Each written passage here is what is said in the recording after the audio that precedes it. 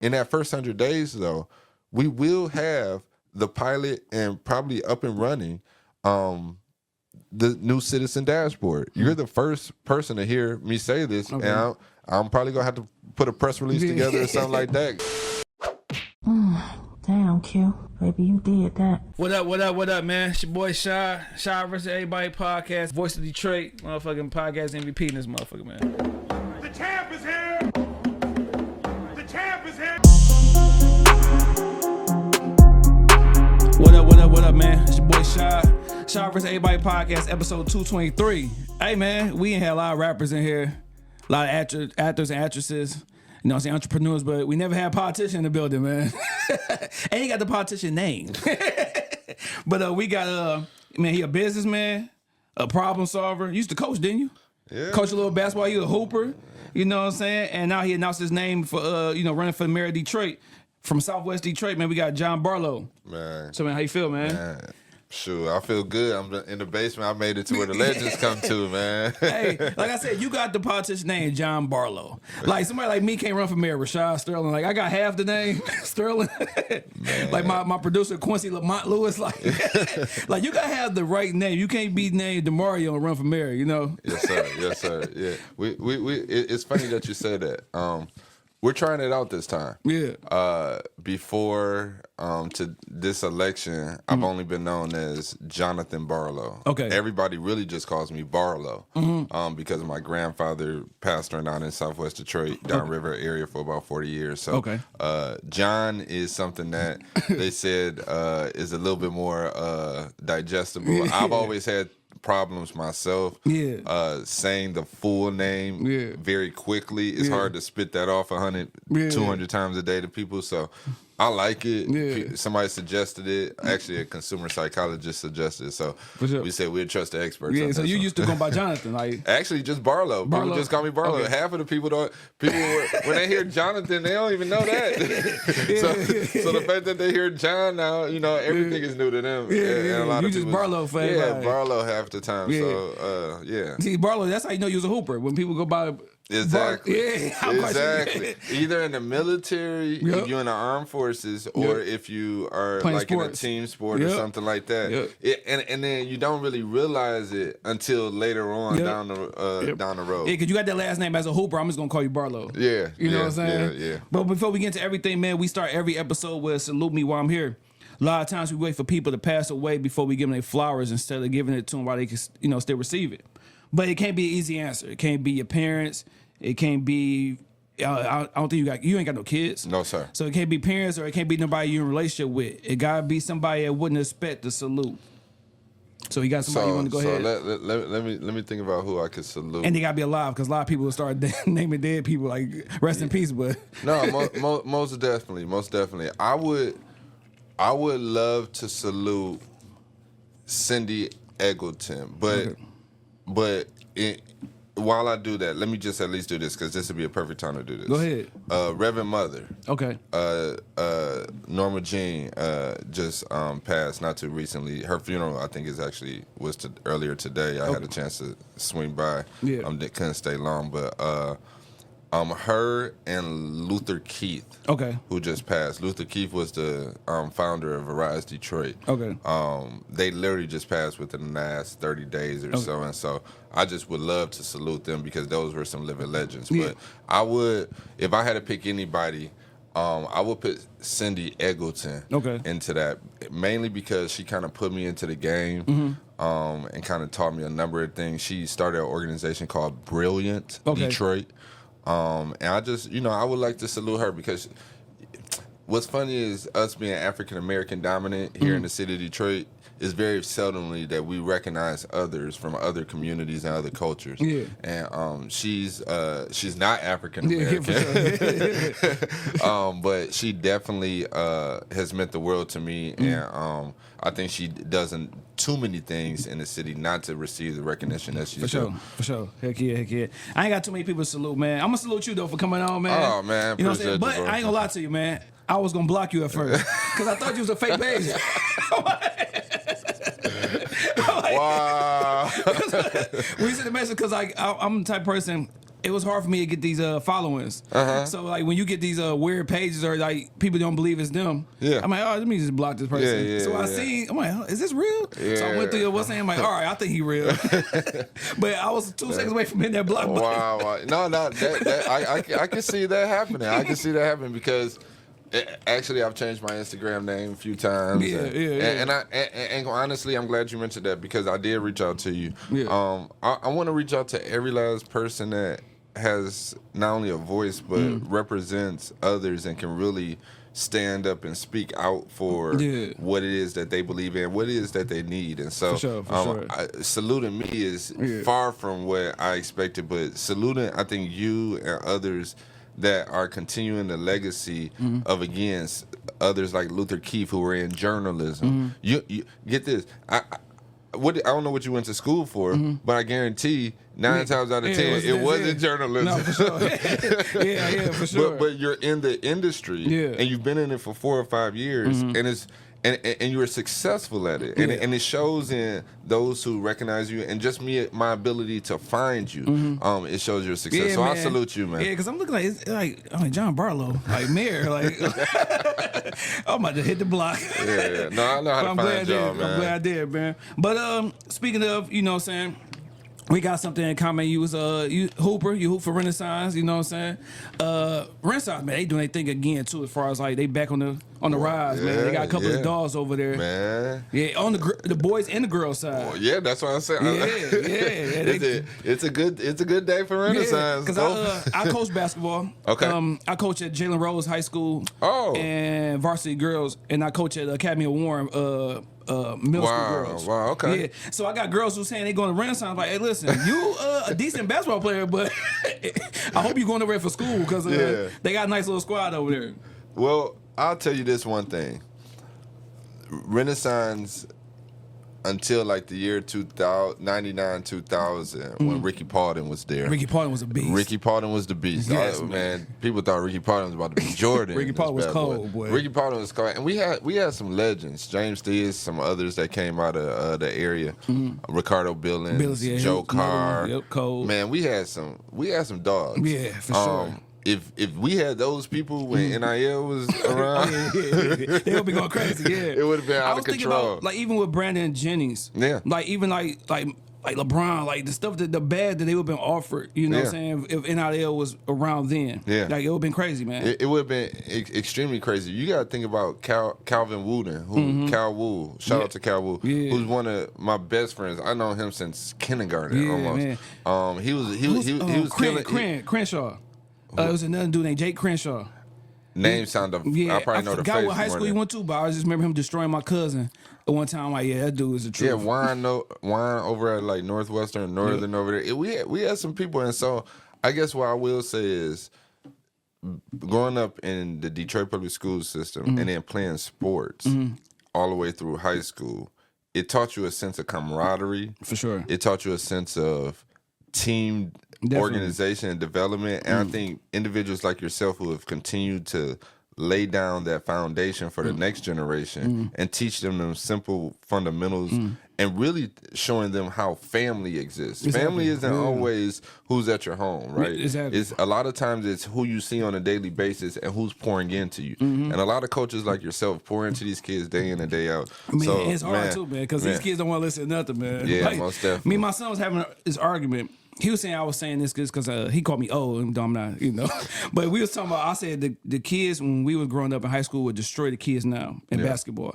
I started naming off everybody that we had. He was like, well, we got this, that. I'm like, no, listen, we used to go hoop. Like back then, you go hoop at the parks and stuff. It wasn't about a one-on-one trainer. Like you hoop with grown adults. And you can't call a foul because you're not old enough.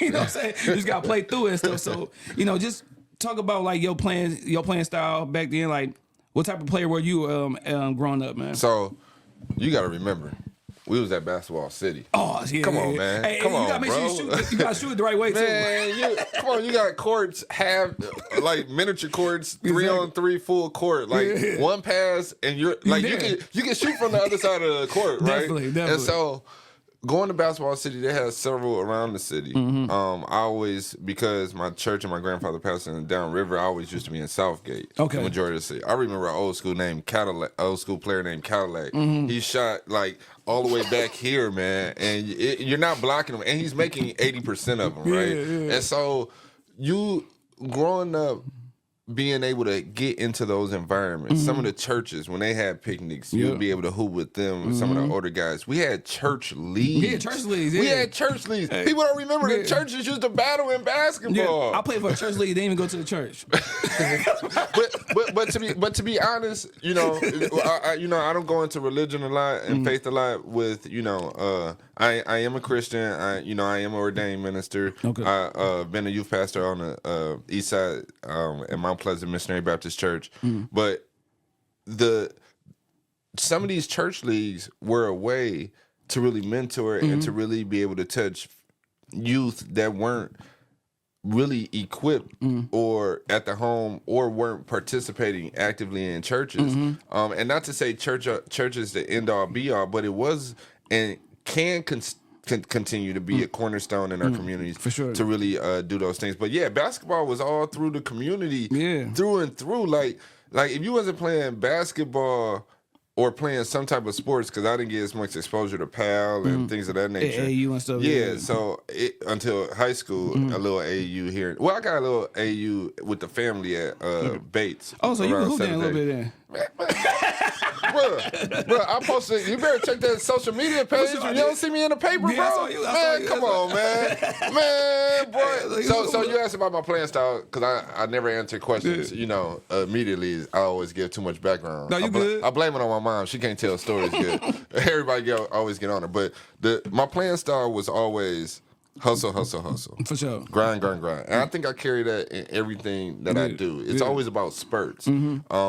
A lot of people say life is a marathon or things are a marathon, but they don't always consider that there's spurts in that marathon and times where you got to kind of go hard or go home, right? Sure. And so I was always that player that's go sneak up behind you, get that steal. I'm cutting you off during the fast break. I'm getting it. I'm stirring fast breaks. I'm rebounding. For sure. I'm everywhere. I'm Dennis Rodman plus Isaiah Thomas put together, man. So you don't know what you go get. When you said the family, I'm like, all right, you for real? You legit? Yeah. They came through. We had a lot of exposure. Because back then you had too many AAU teams like they do now. It's a one popping up every 5 seconds. But you had the family, you had Super Friends. Yeah, you only had a few. Yeah, you had RNG All Stars. That's what my brother played for. With Coach Quick. Yeah. It was only a select few. Yeah, but now everybody, your kid ain't playing basketball. Oh, let me go ahead and start an AAU team. I mean, every kid deserves some type of exposure. But the game to change. But I think it's all for the better. We just got to evolve with it, right? Yeah, man. So I just started this is my first year starting my AAU team for my girls called RS Elite. So when you become married, you can come and donate and stuff. Yeah. But no. Well, I mean, you bring up a good point because the question is how do we create the training grounds and the facilities and the resources to be able to get to that next level when it comes to producing 5-star and elite athletes that can compete in all these different new type of activities that are surrounding traditional sports. You have everything from Tiger Woods' new golf league. I think it's TGS or something like that, or TG something. And then you have the 3-on-3 women's league that just started. That was successful too. Yeah. Those women are making just as much as the people in the women in the WNBA. And so I think Ice Cube, I think even others in the sports world have started to innovate. Yeah. And I think that's what I bring to Detroit right now is a sense of innovation and a spark of innovation that's like no other and can really drive the next generation. For sure. Now, my show, we go back and forth. What you do to real life. What you do is real life, but I'm saying like your growing up life and stuff like that. Yeah. But you had touched on just the church leagues and stuff like that. One thing I feel that Detroit's missing and been missing for a long time is after school activities. Okay. I remember growing up and you had like after school programs. You had things to be able to do. Right now, it's kind of hard to be able to do stuff. And then when it is stuff to do, it costs an arm and a leg. Yeah. So what do you feel like as far as like, saying things for the kids? Because it all start with them. that they can have something to do and not be in the streets and doing crazy stuff. So let's just start with the basics, right? It doesn't take much to really produce a podcast. It takes consistency and commitment. But we're talking about minimal equipment, right? Exactly. There has been leadership that has failed our youth and the next generation and our families. I believe that my plan calls for 100 new family spaces, but in those family spaces, you have unique opportunities, such as podcast studios that can be within the community structure. You're really talking about more than just an educational community hub. You're talking about a full-blown community innovation center that involves a one-stop business center. So not only are these children learning whatever that new skill set is, they have the resource there, and then they can walk through the process with their handheld of being able to understand what it really takes to operate that business. So I truly believe that it's more than just after school programs. It's an introduction to what the workforce looks like, what entrepreneurship looks like. It's really bringing them into where we are because they're already there. A lot of these youth. I just left Wayne State School of Business, and you have some of the best pitches coming out of that School of Business than some of the pitches that I've seen grown, adults make. And so, like, I just commend the next generation, and I want, like, our age. Like, I'm 40. I have no kids, and I'm not married right now, but and never been married. But at the end of the day, I have some classmates and some peers that have children in college right now. And for those children not to be able to have the best opportunities laid in front of them, it is mind-blowing. But to your point, after school programs, we have to totally attack that. But we have to attack it from a family perspective. Because just like that youth might be without programming in order to really develop them after the school day, you have that young man who's only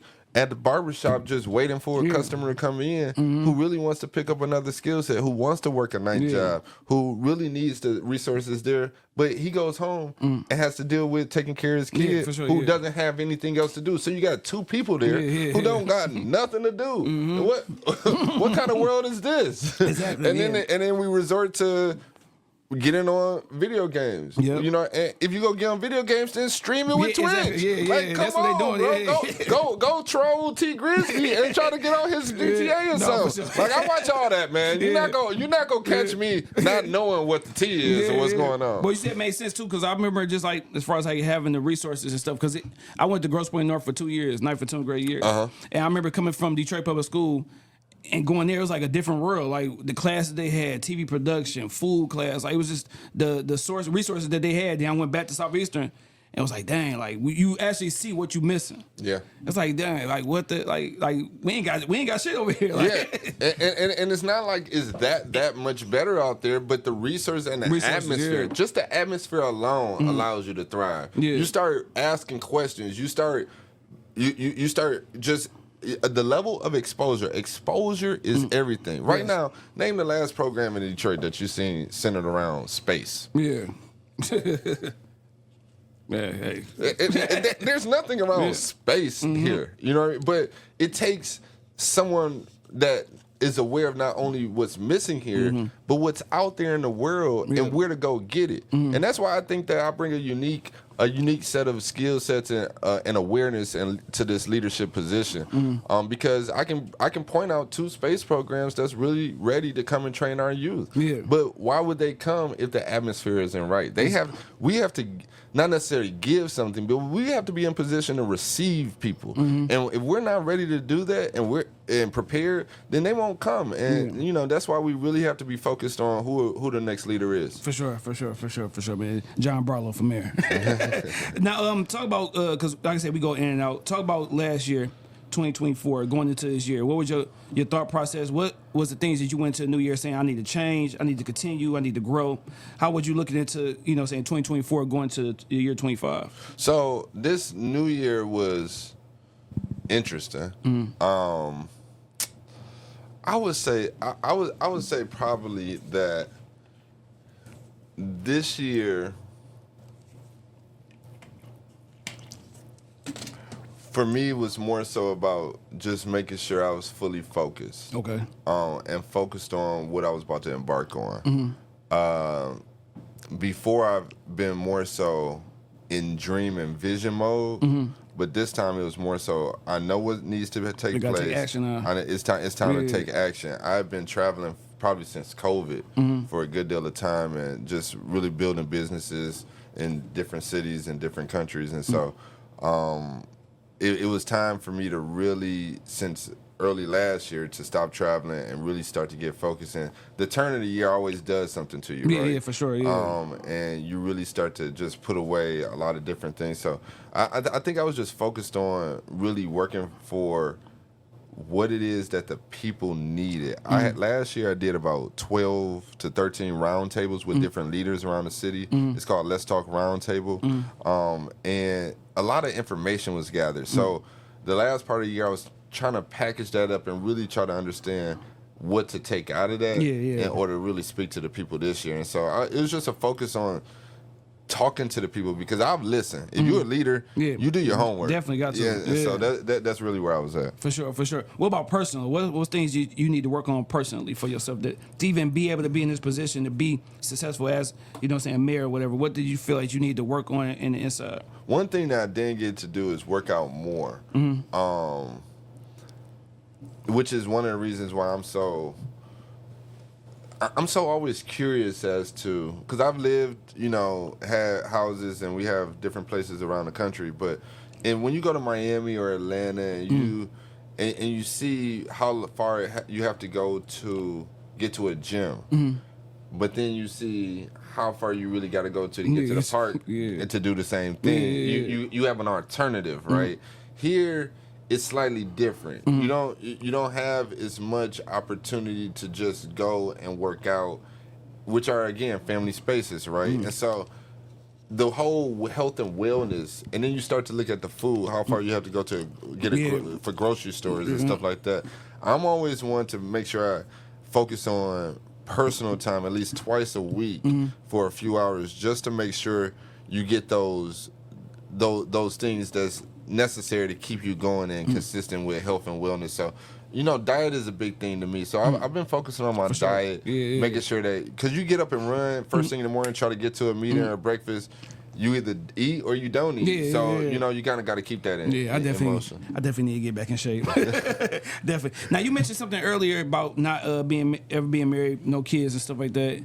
Was there a reason for that? And to be married, do you feel like that's the look that you need? Like he don't have a wife or a kid and stuff like that, but say you got that look. You feel like that work against you, or? So it's interesting. I took care of my great-grandmother. Then my grandmother, my mother's mother, who had probably about 4 or 5 strokes, suffered from breast cancer. And then my mother had breast cancer twice. Or I think my mother or my grandmother had breast cancer twice. It's been so much, you just stop counting after a while, right? That being a caregiver for a good amount of time throughout my life has always kind of stopped me from really going full-fledged and really trying to start a family on my own. And I think other Detroiters around the city kind of feel that pain as well. I've seen mothers taking care of mothers, like 65-year-old mothers taking care of their mothers who are like 80, 85. And it's like, when do you get a chance to live? And so I've had opportunities, I've dated and things of that nature, and quite honestly, my biggest goal is impact. And it's hard to find really partners nowadays who have the opportunity or the capacity to really go about impact the way I do. Because, I mean, from taking care of youth overseas to doing things here in the in ministry and for basic community. I probably suffered and probably sacrificed that part of me. And it's nothing intentional. It's just I want the best for my friends, my family, and my community. And I'm really giving it one serious shot this time. For sure. After 15 years, after running for city council 15 years ago, I'm gonna give it one last shot before I really think about anything like that. Mm-hmm. Who was that one woman that got away that hurt you right now? That you still think about to this day? And Atlanta told me a lot right there. One that got away. Like, you ain't got to say your name, of course. No. I'm trying to. We all got that one. I'm trying to think that one get away. You know what? God is funny. God is funny. He will always show you why or why not. Later on, if you're paying attention, for sure, he'll show you before if you're paying attention, but he really recapped it for you. To be honest, I wouldn't say any of them got away. I will say that God's timing and God bringing two individuals together, it's really His timing. Yeah, and when you those individuals that you might entertain before marriage, right? That you might not have worked out. I think they taught you something. I think they helped you become the person that you were for whoever you are supposed to be with. And so I wouldn't necessarily. I've learned from every relationship. You learn. And Detroit is a finicky market. Detroit is very finicky, and I just say that I've done my best to learn and to become better for the next person. For sure. Now I asked because I had a lot of ladies on the episode on the podcast as of late, and I always ask them what do they look for in a man. What do you look for in a woman? What's some qualities that you need as far as like this is what I like, this is what I want. Yeah, so I believe that ultimately I want someone who's confident. Probably want someone who understands their value and their worth, but understands how to build a team. For sure, yeah. And not build a team that they're responsible for, but build a team that they understand and can help to mold and to nurture and to do the things necessary to complement. And I think the man's role is just as important in that. But I think a woman that just understands who she is and what she wants to do, and has a tremendous heart. You know what I mean? I'm not a money hungry guy, right? I know how to get money. And I know how to spend it just the same. But values around those areas are really important to me. So exactly. Give me a moment in life when you felt like it can't get no worse than this. Ooh. It's some women that drove me to that point.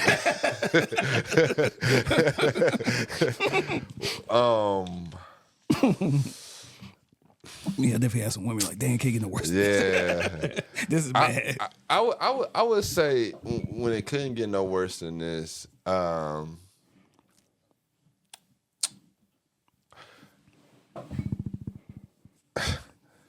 it was a time that I probably wouldn't tell that story. I've never felt like that. Yeah. Cause it can get worse. It always get worse. it can get worse. Yeah. I've always felt like, thank God it isn't worse than this. Definitely. Because I done had some close calls. I'll tell you the truth. I'm not a perfect person. Okay. I'm not a perfect person. I've never said that I was. I've never professed that I was. I've always said the only reason I'm here is by the grace of God. Because I could have been taken out plenty of times. Yeah. But there have been low times. I would say this. I would say that my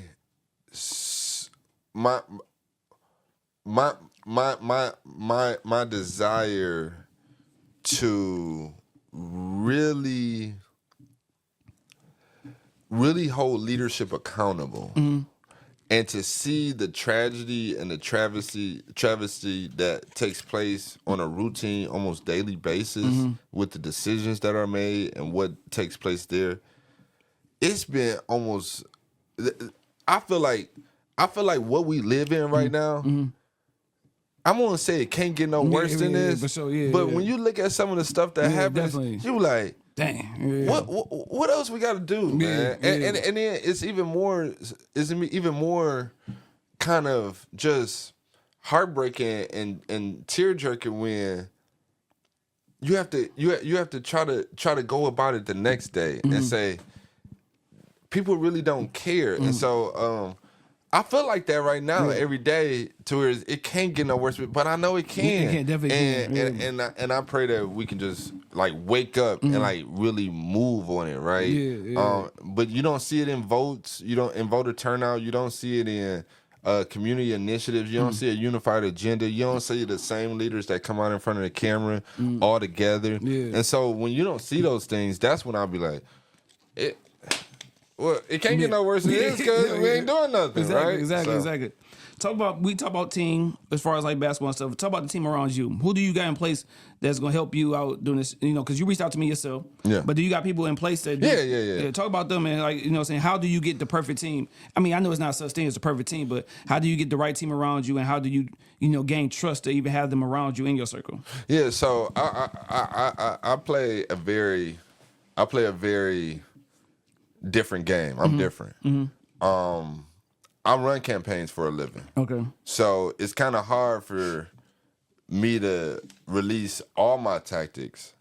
But what I will say is that I often know more people that ultimately support other candidates, but don't know why. Yeah.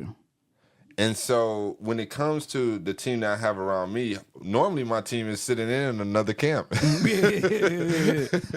But the women that I've surrounded myself with, and I say women on purpose because I believe that they're very strong and committed to purpose and accomplishing goals. And I love to work with women for the mere fact that a lot of guys sometimes just don't understand the patience and the drive that's necessary not to be money focused. And so I have a number of guys. You know Mitch down at Club Blue? No, Mitch, the owner of Club Blue for 20 plus years. He's a good supporter of mine. Club Blue, man. Yeah, a few. Club Blue. Shout out Club Blue. Got a whole different thought about Club Blue. yeah, Club Blue. No. If y'all ever got a problem, y'all just come see me. We'll work it out. Man, with Bear Rock and Rocket down there. Everything changes in downtown. It wasn't what it used to be, but Mitch was one of the first that let me start throwing events downtown. And I think that broke the mold and the seal for a lot of individuals. But to really answer your question, I have a lot of people that are behind the scenes, people who have jobs that can't come out publicly, so I can't say their name here. There's a lot of people that just understand what my family legacy stands for and what I'm about. Even my mom with her job, she can't really publicly just be full blown. Hey, because of the laws and the policies that govern her position and things of that nature. So I have a number of pastors. My pastor, Dr. James Minnick, who was over DPS transportation for 20 plus years, who knows families, who understands what they go through. He's a great supporter of mine, my pastor. And then a number of other pastors that I've just had a chance to work with over the years. For sure. So a lot of community members and things of that nature. If I start naming names, I'll probably forget somebody, but you're not going downriver without knowing that you're in Barlow territory. Now, are you mindful of the people that's around you when I'm talking about team? Like, because I'm thinking about, all right, you run for mayor. Just, shaking hands and collaborating with other people that's around the city. I think about New Era Detroit. Are you familiar with Zeke? I know Zeke. Zeke from New Era Detroit. Or even what rappers, I usually with Vezo, you see he doing a lot of stuff for his community, which over here, 6 Mile area and stuff like that. Yeah. Are you mindful of the people that you interact with during your whole campaign? Because, of course, you look for donors and stuff like that and people to help you out during your whole campaign. But are you kind of like worried about the people that you got in your circle? How it look? Like, talk about that. Yeah, so I'm different. Again, I'm different. Great question. I love your question. So I coach Skilla Baby at UPrep. Okay.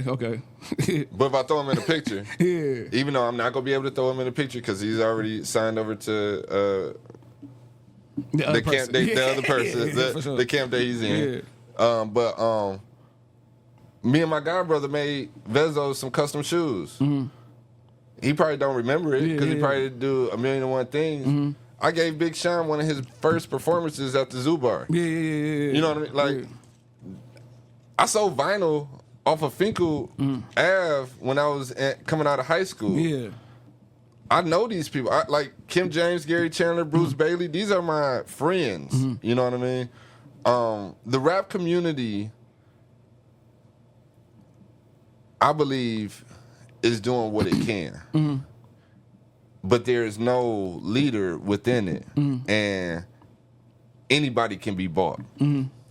However, I do believe that they're at least being as much as they can, they're continuing to become more educated and more aware of what they can do and how they can build coalitions and be an influence for the community that they often entertain and or speak to through their lyrics and things of that nature. So, one, I always commend them.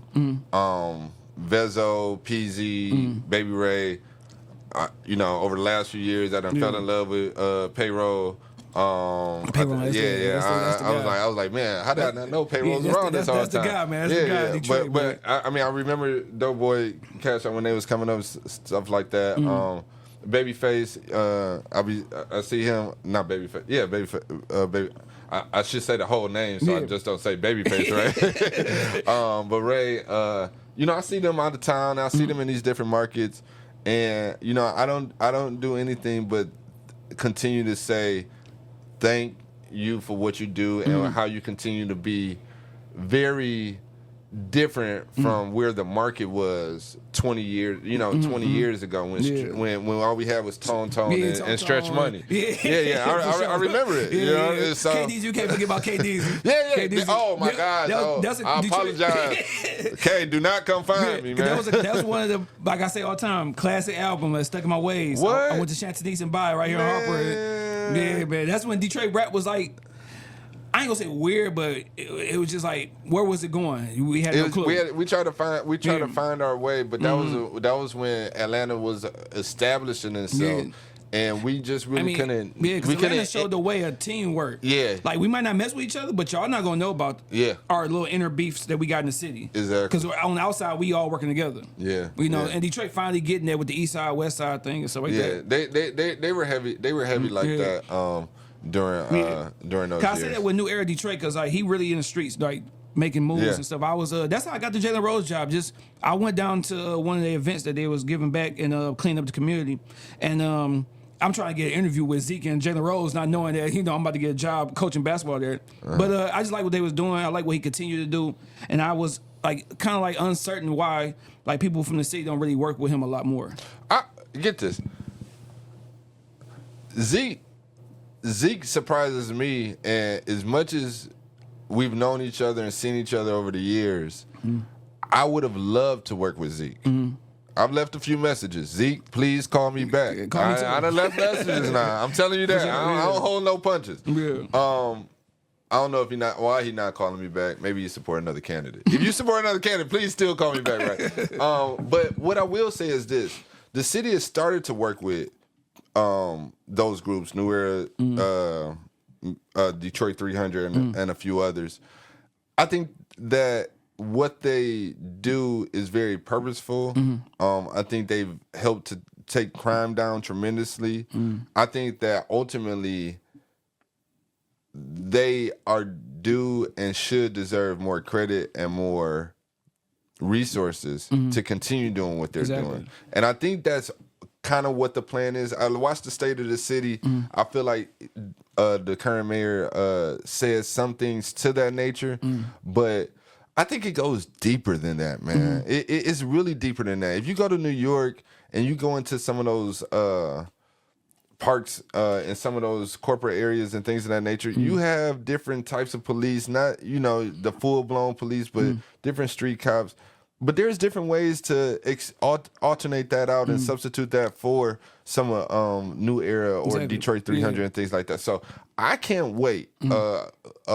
Once Detroit elects me mayor, I can't wait to work with people like Zeke. I think Zeke knows that if he says that it should happen, he just shut down the gas station on 6 Mile. I used to pull up and get gas right there. I can't even get gas no more.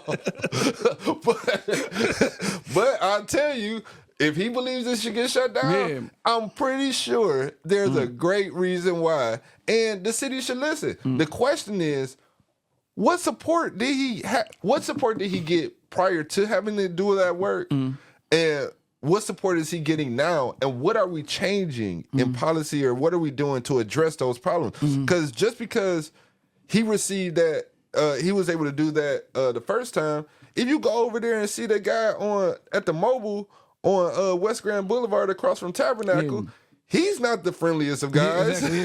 So Zeke, go see him. And then we get, my gas is back up. But, we'll figure it out. Because I say that with the rappers, because you trying to get the young voters. I remember back when Barack first came and got into office. That was my first time voting. I think that was my first time being able to vote. But you saw the turnout and stuff like that just because he was hip to, Young Jeezy and stuff like that. Like, so I'm thinking that saying people around here touch hands with the rappers because that's what the kids look up to. Right? No, get this. All the rappers go with another candidate. They go with one candidate. All the rappers go there. I guarantee it. I guarantee it. I can call it out right now. And y'all still my boys. Y'all got a place at my house regardless. That's cool. But it's much. I love all the rappers, the whole crew. I love everybody. It was just GT, everybody. The question is this: when we start believing that rappers have more influence over the kids than we do, like people like yourself, that's when we get it wrong. Yeah. Our coaches, I can count how many kids are represented from PAL and AAU, and it should be enough to balance that equation out, right? And so I think we really got to take responsibility and accountability when we start saying that they have this type of influence. They have some influence, granted, but they don't have all the influence, and we can really empower our youth to help them better harness and synergize for the power and the influence that they're trying to exert, being the rappers themselves. I get this. You have the reason why I want to reach every family and make sure that money, jobs, and homes coming into the community is simply because we have resources that are always right there on the table if we direct it the right way. Our youth have the great opportunity in everything that they do to capture content, to capture the stories and the narratives in our community and broadcast them out. But our school systems aren't really allowing that to really flourish and that innovation to take place. And so by taking over the schools, which I plan on doing, and really getting fully involved and exerting as much and imposing much influence over them as possible, I want to start to cultivate these youth to really tell our story so that the rappers catch on to what they're doing and they can embed themselves and intercede and really help to mold that type of stardom and that type of entertainment to where somebody like yourself who was able to really see journalism from a different perspective while growing up through DPS, you'll probably be a whole different monster now with the type of resources that you could have got surrounded with if we were growing up in this day. Sure, we didn't have Facebook back in high school. We had to get to college first. What's Buff Connect? Buff Connect is black. Oh, I'm glad you asked. Oh, Kenneth Donaldson. You don't have to pay me for this one, but I'm about to recruit you somebody. Black United Fund of Michigan is one of the most historic organizations in the city. Black United Fund has always been on the front lines to help organizations get off the ground and really get started. Think of DAPSEP. Okay. They got their initial funding and some of their initial funding from DAPSEP and took it to the next level. Those organizations, a lot of organizations have always been able to leverage Black United Fund to really not only get off the ground, but become scalable to the point of receiving major donations and major resources from other people like the UAW or the Big Three or things of that nature. And so it's really like that conduit Black United Fund is. Now, Kenneth Donaldson and his genius was able to create Buff Connect, which is like Black United Fund Connect. It started out as more of a millennial group, but it really serves as an outreach group. Me and the likes of Paul Reiser, Jason Appling, Terrence Woods, T. Woods, Shanari Williams, Carlotta Tutt Holloway, Eric Thomas, you know Eric Thomas with the ponytail. No, not the preacher, Eric Thomas. You talking about Eric Thomas, the preacher? Yeah. That's my guy too. But Eric Thomas, with the glasses and the ponytail from Invest Detroit, and a storyteller. But a lot of young professionals have been over there to really help that organization take it to the next level, and we all kind of keep a network to really connect back. Right now, Natasha Lee is over there, and you have a number of other great women and men doing some great things over there. Dana Mott, shout out to Dana Mott. She has a mother's group. Doing my little research, I seen Buff Condemn. Like, all right, let me ask him, what is this? Yeah. We're gonna get you over there. You're gonna become a 1 year member, at least 1 year serving on that group, and it's gonna give you. You would love to hear the history and the programs that they are part of, and I think you'll love it, man. Definitely. What was the deciding factor that you like? You know what? I want to run for mayor. Like, this is it. I'm gonna do it. What was it? What was that deciding factor? So last year Easter, and we pretty much almost been a year now. Had some spiritual conversations, and really just needed to figure out whether or not I was going to continue to travel and build things across the world, or give Detroit one last shot at really cultivating what I believe could be an international innovation hub. And I couldn't let myself continue to really focus on other areas of the world without giving Detroit all I possibly could. So I stopped traveling. Even though I've never changed my address, never left Detroit, I've always been able to live other places whenever I want. And so as an adult, and so I looked around at the leadership and I said, why are families falling through the cracks? Why is money disappearing off the books and people are in position to look at that money? And then why isn't anyone, I didn't say council had to argue with the mayor, but why do I have men coming out of prison and halfway homes, and they're still trying to figure out who's helping me, like who's going to help, who's going to see me, right? When I go down to the bus stop at 7 a.m. in the morning down at Rosa Parks downtown, and I see individuals trying to stay out the cold and falling asleep, I think about, well, if I just came into the city and needed to catch the bus, but I see all these homeless people at the bus stop, what do I think about the city? Yeah. You know what I mean? Do they care about these people? Do I want to live here? And so it became let me step up and show what I tried to do 15 years ago, which is, let's put the right leadership in place that's going to advocate and not shut up and just sit there quiet. You know what I mean?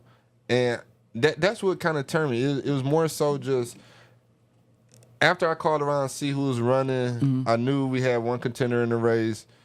Others were probably going to get in, but if the right candidate had got in the race, I was willing to get out. Yeah. Because I believe in supporting the best leadership. Yeah. Unfortunately, ain't nobody convinced me, bro. Yeah, for sure. Ain't nobody convinced me. Do you feel like not being a career politician hurt or help you? Yeah, because I heard you call me a politician earlier. You said I'm the first politician to get on here. I am not a politician. No. I'm playing around with you. I'm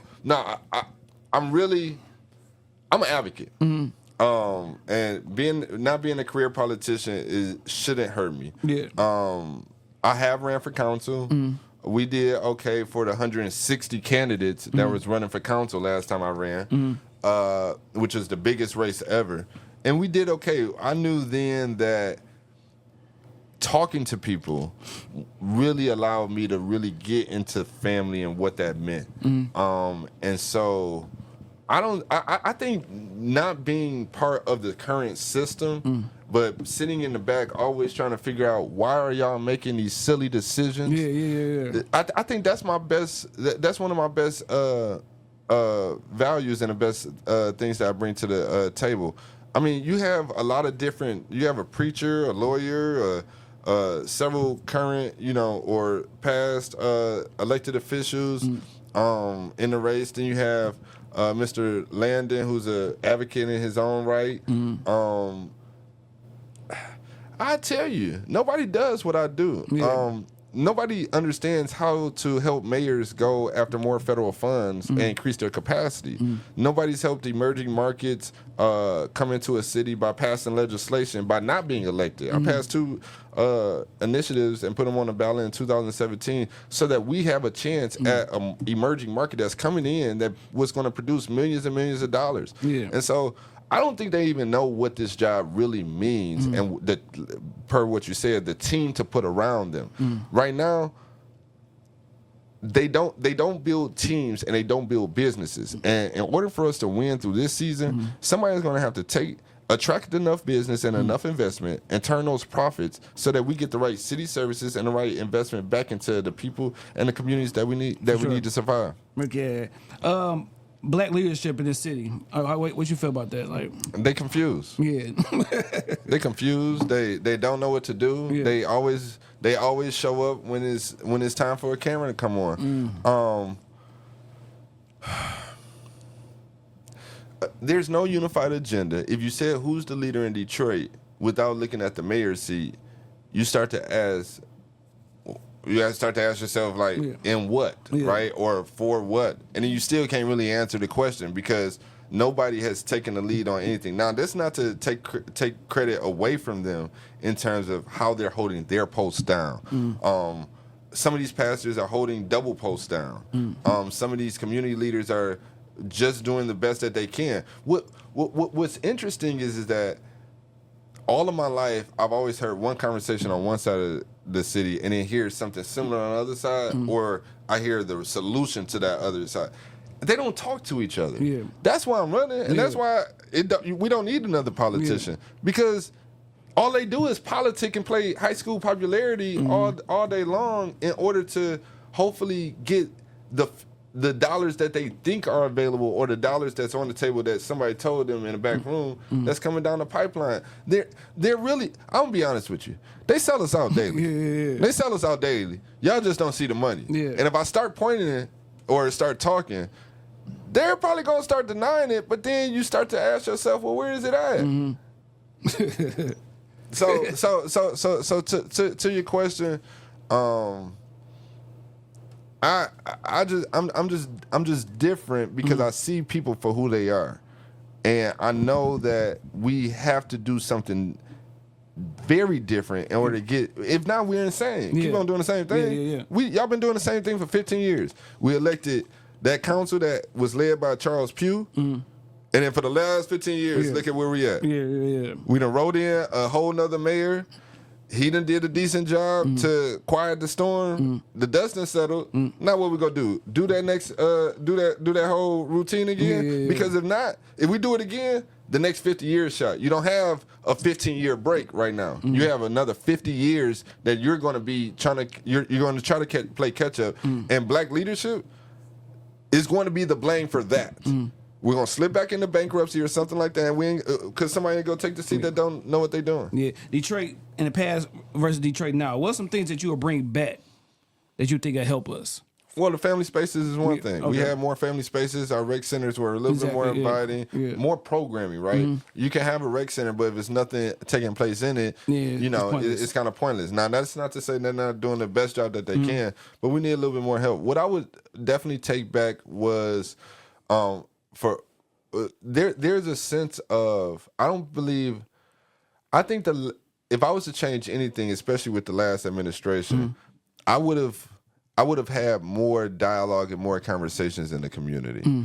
And that's not to say that they didn't. It's just to say that everybody didn't see them in the way that they should. I never saw the Southwest Detroit community engage until something happened. I never see I never see downriver engage at all. And so I really would bring back, if I could, more family activities. I want to reach every family on purpose, because that's gone. That's why our young son, our sons and our young men aren't maturing really like they should. They have it, they got a sense of it because information is widespread. Exactly. But they really don't have us being able to hold their hand, because we got to come out of pocket every time just to hold their hand. Which makes us, and we barely survive it half the time. And so I really want to create environments for us as black, when you talk about black leadership, black men, but just community in general, to be able to see everybody for who they are and be able to really get to everybody and their family in a clinical approach. What's the first thing you feel that you need to attack if becoming mayor? First thing you need to do. You know the first, to make sure that in my plan for reaching every family, which involves business from downtown all the way down to investing into grocery stores and things of that nature in our community. One of the major first things that we have to attack is mental health and homeless prevention, and it needs to be kind of a dual pronged scenario. I believe that my efforts during the foreclosure crisis gives me just a sense of outreach and community organizing that no other real competitor right now or candidate brings to the table. Okay. That's when my grandfather kind of set this tone for family legacy. That's how you have the organization called Moses. And then out of Moses, you have people like Johnny Turnage, who created Black Tech Saturdays. And so now if you really look at the remnants of what our family does and what my grandfather started and what I continue to put forth, it's just really about setting the tone and setting the foundation for the converging of relationships and really making sure that we get to address what needs to be addressed. I think the first thing I'm doing in the first 100 days is making sure that we start to explore all ways to take that population from 200,000 to 40,000 of what transpired in the schools and start to push it back up. We can't allow for our Detroit public school system to continue to be that reflection of what the city is, and we're looking at a mirror that don't look like what we want to see. You know, so it starts with schools, but it starts with family, and we need to do an assessment of who we are. In that first 100 days, though, we will have the pilot and probably up and running the new citizen dashboard. You're the first person to hear me say this, and I'm probably gonna have to put a press release together or something like that, because they're gonna steal it. But you're the first person to hear me say this. I'm going to have a citizen dashboard for you to start to navigate the nuances of the city and find those things that can very well help you a lot more. It's not no master calendar of all the things taking place. This is to make sure that you get access to the $10,000 worth of vouchers and assistance that I want to provide to you throughout the course of a year, as well as to help making sure that we profile you properly so that I know what is needed to really make your families win. And so I'm not coming into this job saying that I have 600, 700,000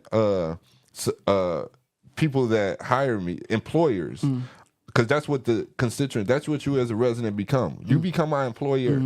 I'm not going to say I have 700,000 bosses and not know which every one of them needs or what they could use to better win in this life. Yeah, God, I just feel like, man, you want to see these people in the streets too, man. Like, you want to see them out here shaking hands, like, not just when it's time to be like, all right, vote for me. Like, be out here on the normal, like, you know what I'm saying, get to know the neighborhood, get to know what we need. A lot of times when you see stuff, you see everything being done downtown, but you don't see stuff in the city.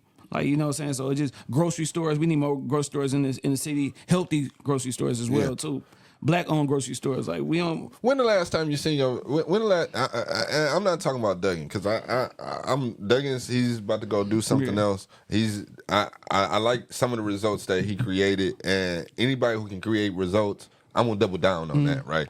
But this next mayor, when they come into the community, you're gonna want to feel hope, and the only way that we can feel hope is to make sure that it's someone that is reweaving and reknitting that fabric that we had before. Yeah. You talked about, what would I bring back?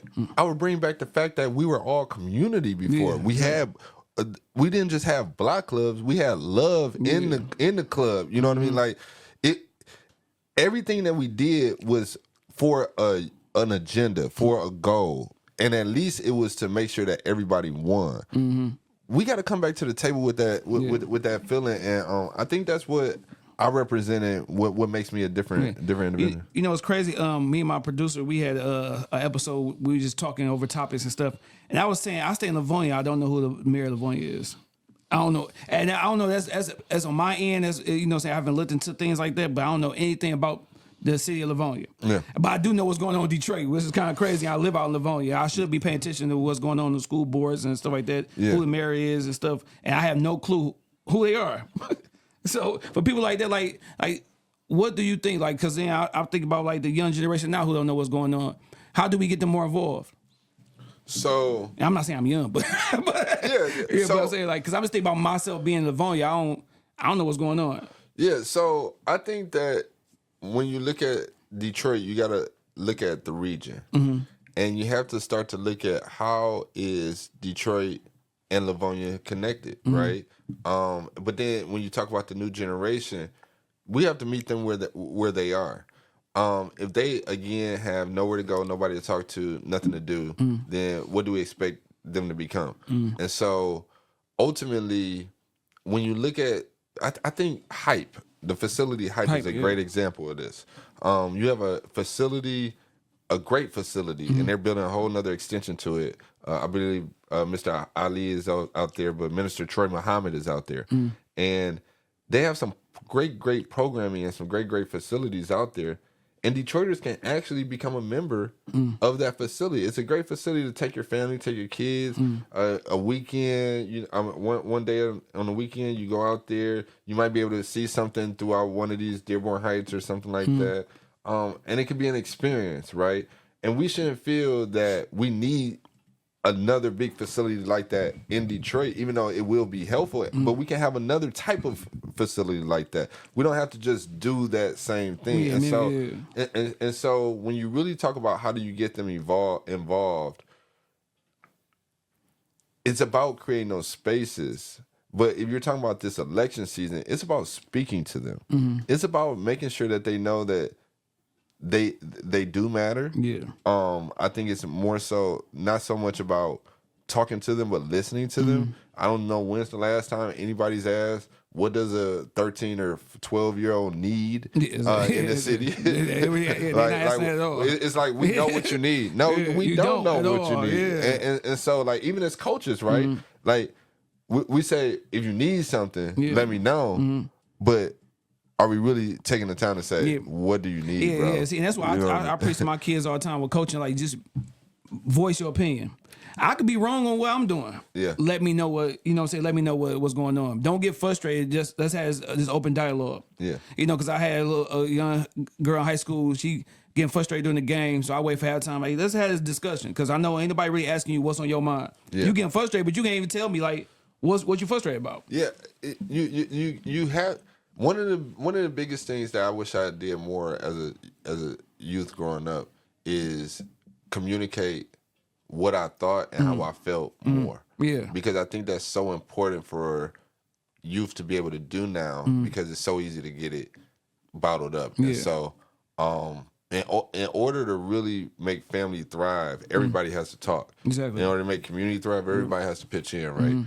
And so I think engaging them and meeting them where they are is so important, and that's the only way you get them involved. Definitely, yeah. Because if you ask my son the other day, like, "Hey, am I a good father, man?" He's like, "I know through my way, like, am I doing anything? Can I do anything better?" He's like, "No, you did everything you good." Like, I just want to know. I just want to make sure, because I don't want those conversations. He get older, he get a wife, and my dad wasn't this or he didn't do this. Like, let me know right now. Like, we can talk about this right now. I mean, men like yourself who are continuing to be committed to being better for them. Mm-hmm.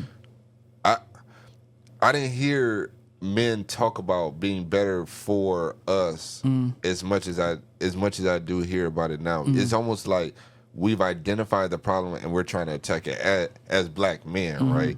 And so anytime that I get around young men or youth in general, it's always about, speak life into them. Speak life into them right now. And then I think it's more important that we speak life into each other because just telling you that you're doing the right thing, I think hopefully continues to push you a little bit harder. And I just commend you all because sometimes all the ripping and running I do, I say, how do you all do it, man? And then I'm looking like, because I coach, man, with coaching these girls and stuff, man, and you feel bad, like girls don't be having rides, or you got parents that's not, even when that's on guys and ladies, you got parents that's not committed to the kids when they want to do things outside of school. Yeah. They don't feel like it. I had one parent say, hey, man, you ain't about to mess up my Saturdays taking my daughter back and forth to practice. I'm like, bro, this is... You're grown. Matter of fact, you're a grown man. Well, this is an hour and a half of practice, and you can't go back and forth. Like I had one last weekend. I had a kid say, "My mom said she'd take me to practice, but can you take me home because she ain't coming back and get me?" Well, I'll put you like this, and this go to all parents. Stop abusing these coaches' time, and stop abusing stop taking them for granted and taking advantage of the situation. Yeah. Everybody get this. Y'all ain't made no kids to go play on this team to have the responsibility to take them home. Now, one of my good friends, Bobby Christian, who over there president of Eastside Colts. Okay. I see him work tirelessly, bro. Yeah. Tirelessly from sun up to sun down. And he's constantly doing something for a kid. Yeah, man. And half the time he ain't got nothing to do with Eastside Colts. Exactly. Yeah, no, for sure. So it's just like, that's why I commended you and salute you initially, because I know just the burden. My god brother Keith Stevens, Joe Cardone in River Rouge, Vito Jordan. There's been so many that have followed the legacy of the Johnny Ghostins and the Coach Shannons from Cass, and it's just something when you pour. This is what is going on. We don't know the real numbers because we haven't been able to really profile and really see out of those 700,000+ Detroiters who's experiencing what. You have so many foster children that should be considered foster children but are not. They're homeless. Yeah. They're in auntie's home Monday, daddy's home Tuesday, grandma's home Wednesday, mama's home Thursday, cousin's home Friday, and then their house on Saturday, and then their friend's house on Saturday, the pastor house on Sunday. Man. They have no home, bro. They're homeless. Yeah. Y'all claiming that this kid got a home, but they not. No, they don't. As soon as you said that, one person came to my mind off rip, and that, bro, I won't.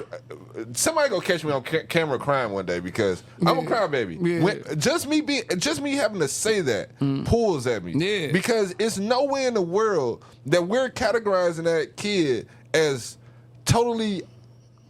We're not even saying optimal. Some people are, depending on what media you go listen to. But that kid is nowhere near at the standard of support that it should. In terms of categorization, it should be categorized as no home, need support. What can we do to figure this out? Because you bounce around from house to house, how can you even focus in school if you're going to school? Bro, a lot of people not going to want to hear this. Yeah. But we really need some more boarding schools. Yeah. Almost some part-time boarding schools so these kids can have somewhere actually steady to stay. Yeah, man. I guarantee you take. They wanted to say like out of those 40,000 kids, it's only like 3,000 students homeless. Yeah. I think one of my competitors said, one of the other candidates said that. Numbers is definitely off. For sure. Definitely off. Yeah, man. Yeah, because like I said, you got that for sure. And me coaching, you see that. Or you got the kid that's taking care of home. because they mom and dad work or they mom not, you know what I'm saying? Bro, I can go count 3,000 kids on basketball and U teams. They ain't got no crib, ain't got no home. Bro, I can go. Bro, you put all the coaches in one room. Yeah. They go have a list of 5 or 10. Exactly. You got way more. Exactly, man. Exactly. What's your life away from this? What's fun for you? What do you do for, you know what I'm saying? Just that's why I probably ain't got no girlfriend or no wife now. They be like, what you do for fun? Nothing. Yeah. I work on making somebody's life better. Yeah.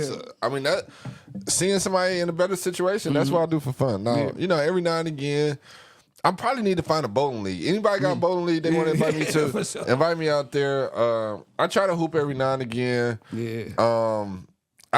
It hurts to hoop now. Lately, I've been listening to jazz. Okay. Lately, I've been listening to jazz. I've been finding jazz to be a very relaxing thing. I've been listening to a little bit more in the current stuff like that. For sure.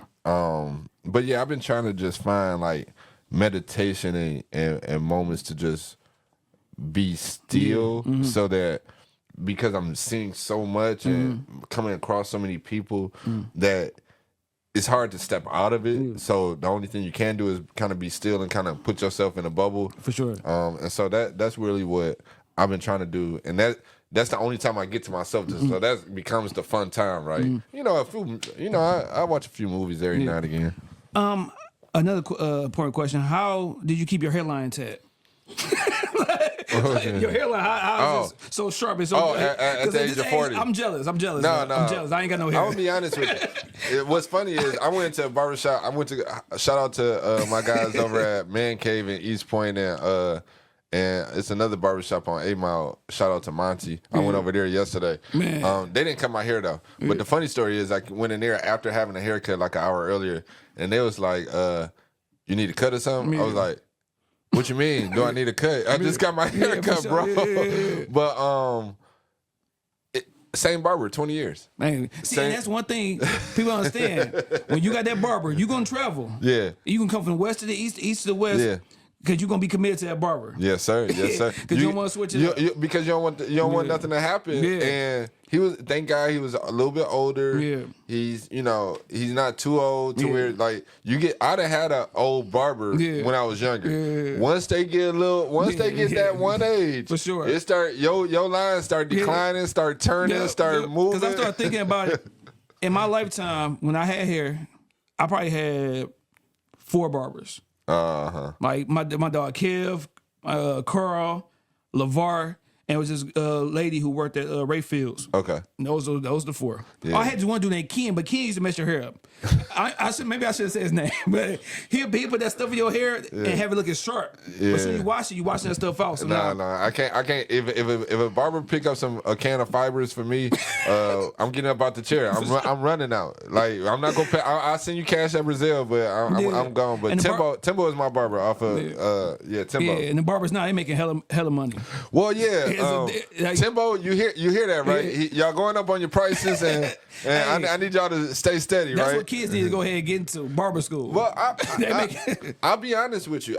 And what's so funny is I just met a young lady named Jackie down at Wayne State, and they're making a product around AI and beauty and stuff like that. I think it's called Beauty Go-Go or something. But I mean, there's so many things that you need to be aware of, and some of them are traditional, some of them are new. Yeah. But if we don't lay it out in front of them, then they're going to get stuck into a tunnel vision, and they're not going to really continue to broaden their horizons. Definitely. Another question, man, on some current event type of things. What do you feel about Stephen A. Smith versus LeBron? You know what, bro? Man, like I'm surprised that LeBron is actually going at him, and for him to go on Pat McAfee was strategic too, because he know that Stephen A. don't really rock with him. Well, yeah. So I didn't hear the whole LeBron interview. I wish I did. I've been hearing little snippets on what Stephen A. saying. Yeah. And we hoop, so we really looking at it like what's going on now. I'm gonna be honest. LeBron has always stayed very royal in his approach to media and stuff like that. Why he would do that? He you chant you chance getting a crack on the throne on the crown. Yeah. You know what I mean? You don't want any blemishes on the crown. Yeah. And so I guess Bronny is that much of a sensitive subject and topic for him. Mm-hmm. And we ain't even got Bryce yet, right? Yeah, for sure. Yeah, he just started. what happens when we get Bryce? You know what I mean? And so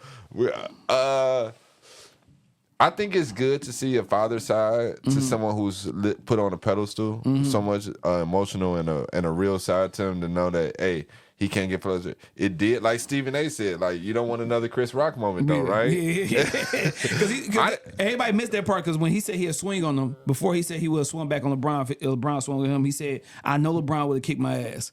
But if he would have swung with me, I'm going to swing back. Bro, Stephen A. wasn't gonna get no swing in, bro. Come on, man. Let's be real about it. Brian ain't swinging on you. No. Brian, get this. Anybody that signs, when we call y'all, you know how we hoop. Yeah. If we on the floor and we somebody fouling too hard, okay, now we throwing up the hands, right? For sure. If we hoopers, we not throwing hands. We about to hit somebody up real quick on that wall. Stephen A. was about to be in them chairs on that floor. He would be done for, man. For sure. Then he might have caught a few, but it would have even got to that. Yeah, man, it's funny. That's why I say, like, now everybody got a voice. So, like, back in the day when people had problems with each other, you wasn't really hearing it. You know what I'm saying? But now people jumping right to the phone or right to a podcast and let you know how they feel. Well, I mean, I think it's good for us to vent, get it out in the public. I think that people bottle up a lot, and sometimes you can let it bottle up and bubble up to where it explodes on TV and stuff like that. But I think they both. Stephen A. is just a controversial guy, right? He stays controversial. He stays saying controversial things. I think it's truly what he believes. Some I think it's scripted. Some might not be. You know, you never know, right? He ain't never gonna admit to everything, even if it is something. So I think that it's a lesson to young players. I think it's a lesson to young players to make sure that they don't allow themselves to be viewed anything but royal. Exactly. Royally. Facts, you know what I mean? Yeah, I think you can see it. Thank God it wasn't nothing crazy, because you would have had somebody like LeBron catch a Will Smith moment. And golly, what would that have felt like, bro? No, for sure. That would have felt that would have felt tragic, bro. Yeah. I hate to, put anything like, if you don't win, but if you were not to, be in the run for mayor, are you still willing to still help Detroit? Still be out here touching people?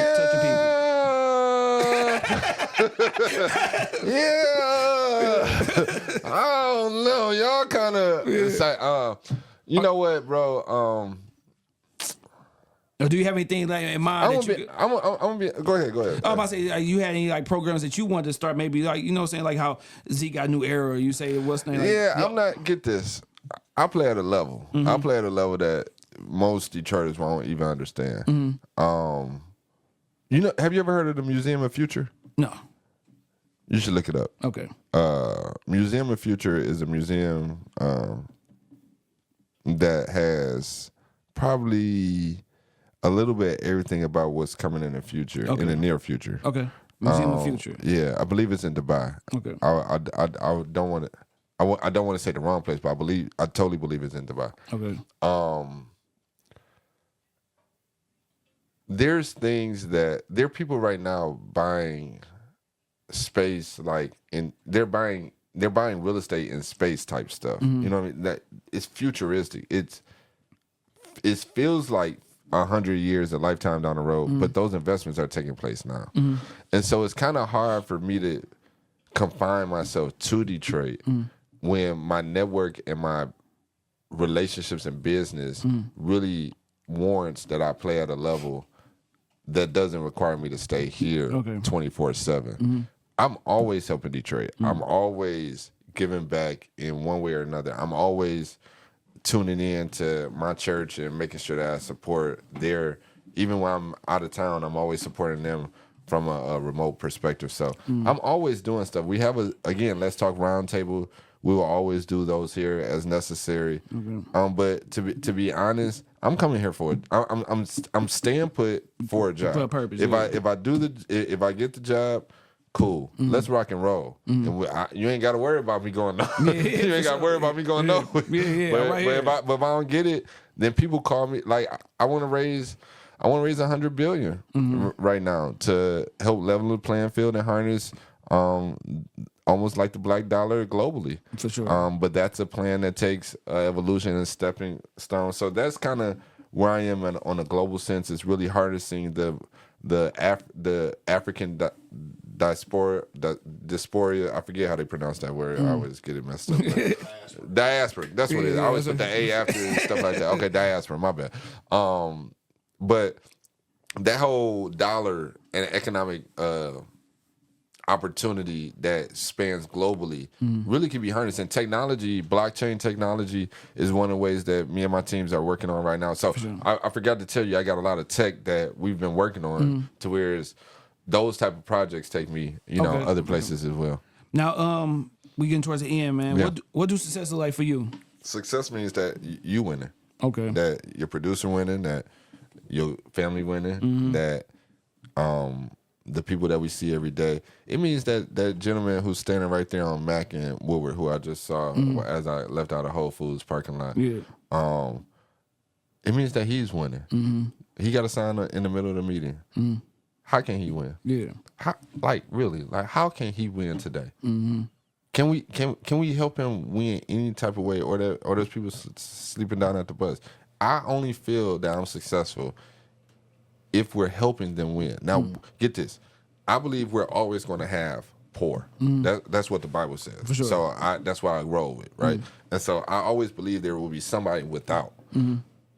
But that means that we always have a job to do. Exactly. Yeah. And so how can we wake up and not see every family for who they are, see them in lack, and not run to their need? Because we want the same thing done for us. And that's what these leaders don't get. I shouldn't have to see anybody on no median. Yeah. Not if y'all got 1 million people in your church that you claim you have, or you got 100 people on the west side that you claim you can mobilize, and you in position, you know where the resources are, and I still see this stuff. Come on, bro. You got to tell me something. You got to show me something. Yeah. When the last time somebody told you was wrong and they was right?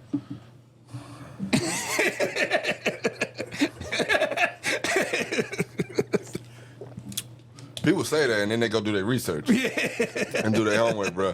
A lot they say that. I just be looking. I be like, you just ain't gonna go read.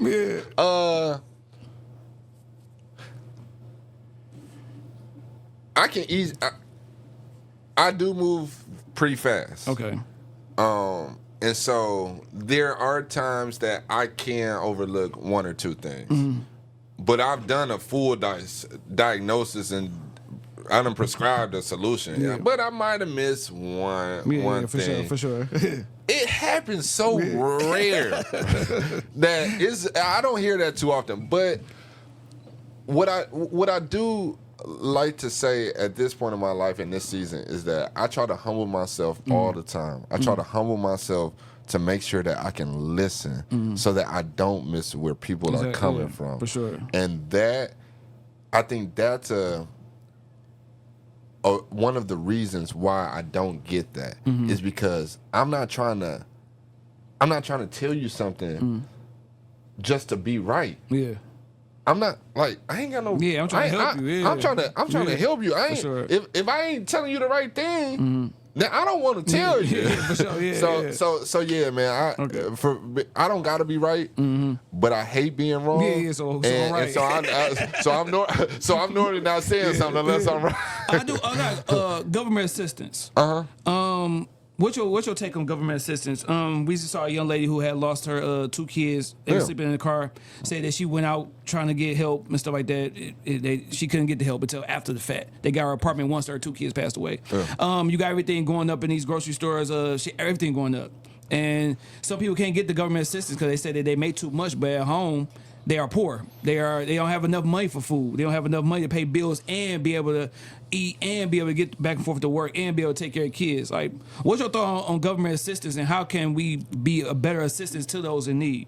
Yeah, so I think every environment is different. There's a foreclosure crisis happening in every market is different. Everybody's going to experience it in different ways. And I hate to be a broken record, but I'm not a broken record, but reaching every family is so important. Definitely.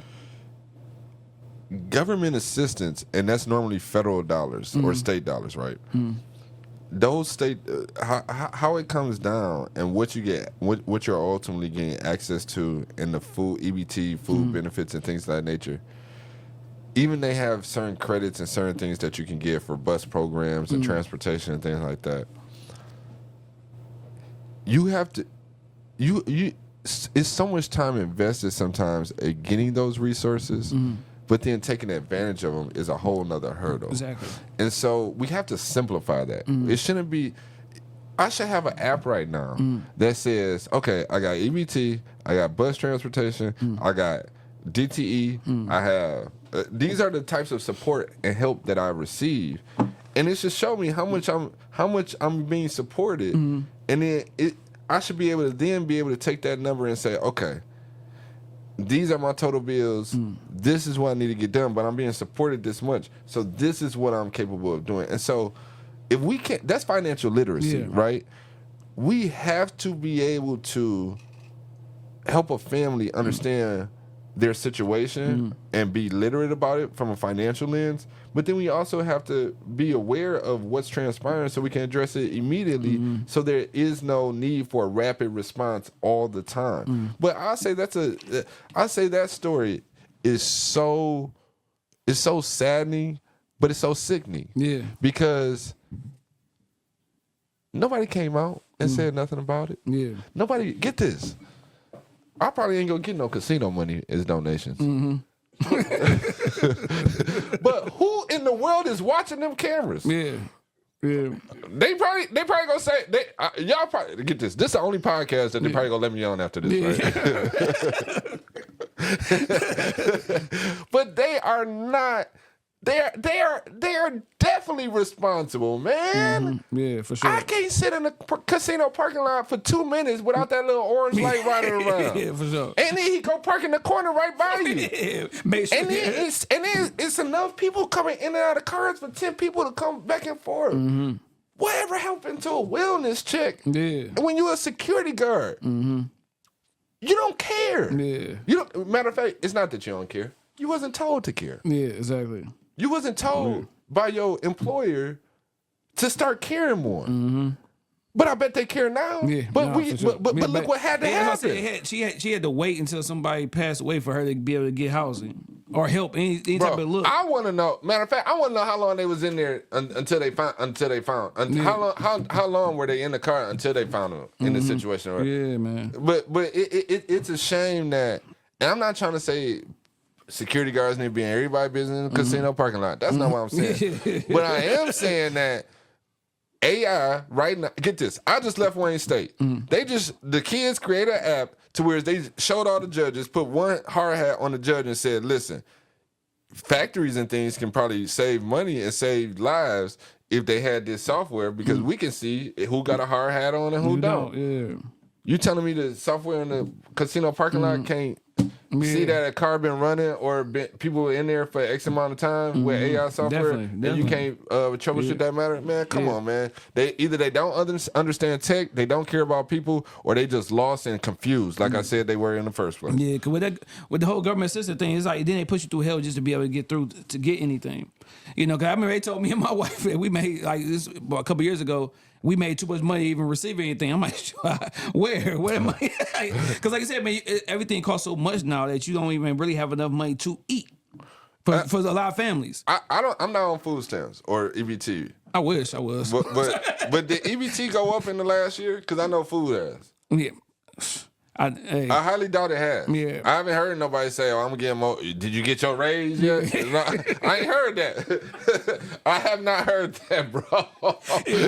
Nobody with a bridge card has not told me nothing about they got a raise. No. And so if that's the case, families are struggling. Yeah, they are. Families are struggling. I seen eggs one time, and I'm like, man. I try not to go nowhere near a grocery store when it comes to certain things nowadays, but And I'm a Whole Foods guy, and that I don't even want to talk about that. But you know, it's very hard to eat healthy, and we really have to, as a people. That's why I love Kari Frazier. Shout out to Kari, and Detroit is different. But y'all ain't beefing this, right? No, okay, no, cool. not that podcast. I just shouted him out on your podcast. No, you can shout that one. That's the fam. That's my man. I'm just playing. No, nobody's beefing with Kari. I just joke around a lot. But Kari with his healthy approach. Actually, on April 9th, I'm doing a keynote speech at New Labs. If you got time to come down, but it's for Green Info. Okay. And it's this thing called climate democracy. I want all the listeners and you to really take a look at this. Because what climate democracy says in 5 seconds is, what's the holistic approach to really a community or an individual? What are we really doing from air? How are we treating nature? And how then is it responding to us? Okay. And so I think we have to look at all factors of what healthy living, eating, and all those things really mean. And it goes down to our grocery stores. That's why I did my announcement at Detroit People's Food Co-op. Because you have people that in the community that care about their health, that are willing to invest in it and create a family space for the family to thrive. It's a perfect example. For sure. I mean, I don't want to hold you too long, man. No, this was good, man. I mean, I come back after our win or after the primary. We come back after the primary. For sure. When we get past the primary, I owe you one more, and we'll do it before the general. I'm glad I didn't block you. Bro, if you had blocked me, bro, I would have came down here during one of the interviews. Now I know where it's at. I might pop up, text somebody while they on. Well, if it was live, I'll text somebody while they was on camera and stuff that. For sure. Anything you want to leave people off with, man? Any motivational words? Man, what's your name, Mr. Producer? Q. Well, Mr. Q, we didn't get to say nothing, but I love your spirit, man. I love your spirit. And Shad, thank you for not blocking me. Yeah, for sure. Get this. What we experienced was what most Detroiters experience when they leave the city and they in a restaurant or at a bar. And they probably got their D hat on or got an hour's time on or something like that. And they hear somebody be like, "What up, though?" Yeah. They be like, "What?" They be like, "What up?" When you hear that, "What up, though?" And so, real recognize real. You now Detroit is finicky. You there's a difference between real Detroit and. I think you said on one show, you call them weird, silly people or whatever like that. You got some weird, silly people in Detroit, but a Detroiter normally is consistent. 90% of us here are cool. Yeah. You know what I mean? You got the 10 that's kind of weird. but I still love them just as much. And I don't think we should outcast them. I think we should bring them in and really, take care of them. So what I will say is, bro, thank you for being you. Thank you for continuing to just make an impact and change lives. I think that your outlet allows individuals to come on here and get showcased that never would get a chance to really share their story or share what they're doing. And so you gotta keep going. I don't want to see you stop. For sure. And much love to you, your listeners, your followers. And everything that is connected to you, because ultimately I think you represent Detroit. I know you continue to make an impact in youth lives in basketball and through this platform. And the only thing I want to say is let's win Detroit, because if we don't have money, jobs, and homes coming into the city, and we ain't reaching every family, man.